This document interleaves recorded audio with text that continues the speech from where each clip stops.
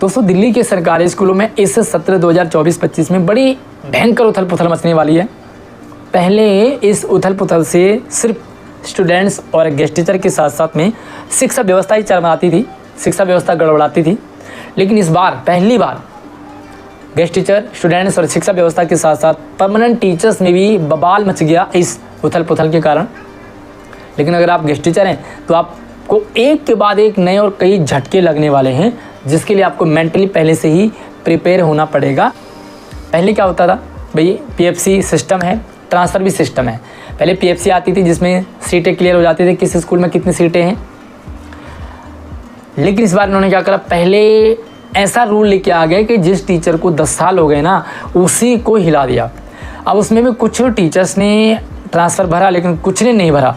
जिन्होंने नहीं भरा उनको अपनी मर्जी से जहाँ मर्जी वहाँ पटक दिया। अब पूरी शिक्षा व्यवस्था ख़राब हो गई भाई। परमानेंट साथी हिल गए सारे, 10 साल जिनको हुए थे। एक एक्सपीरियंस लेने में टाइम लगता है, 10 साल हो गए। खैर, शिक्षा व्यवस्था चरमरा रही है। बच्चे सफ़र करते हैं भाई, एक जाता दूसरा जाता, टीचर बदलते रहते हैं। लेकिन अगर आप गेस्ट टीचर हैं तो आपको सीधा झटका लग गया, क्योंकि आपकी जगह कोई परमानेंट साथी ने ले लिया, आपको हटा दिया गया।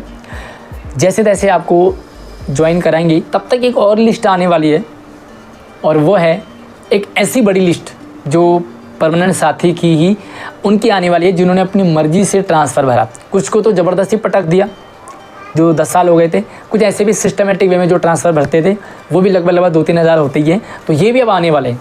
तो आप पहले हटें, फिर से आप इस ट्रांसफ़र से हटेंगे, फिर से उसके बाद जैसे आप ज्वाइन होंगे तो एक और आएगी पीएफसी, एंड पीएफसी आने के बाद फिर से सीटें कम ज़्यादा होंगी और आप फिर से हटने वाले हैं। यानी कि आपको एक के बाद एक नया झटका लगने वाला है।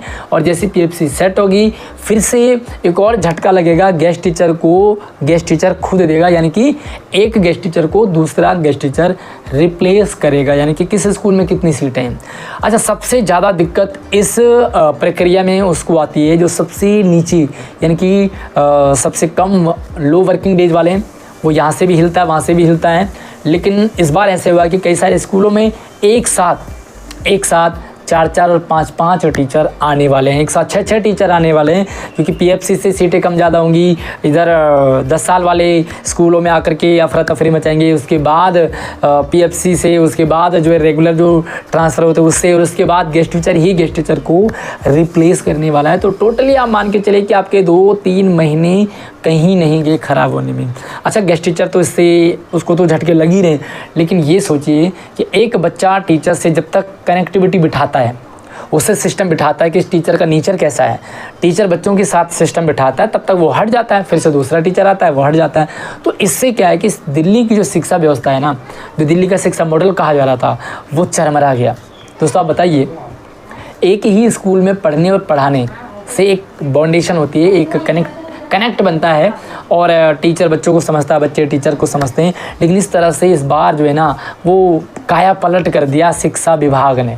अब बाकी आप मेंटली प्रिपेयर रहें as a guest teacher, as a students, कि कई बार आप इधर उधर होने वाले हैं, कई सारे टीचर्स बदलने वाले हैं। बाकी आपको सबसे ज़्यादा किस टीचर का बदलने का दुख रहेगा, और सबसे ज़्यादा उन टीचर्स को होने वाला है भाई जिसको 10 साल हो गए हैं, या जो गेस्ट टीचर लो वर्किंग डेज वाले हैं। यार आपको एक साथी ने मुझे बताया कि और क्या क्या होने वाला है, कितनी लिस्टें आने वाली है। तो आप लोगों को मैंने ये जानकारी देते हुए सभी को आगाह कर दिया कि भाई मेंटली प्रिपेयर होइए।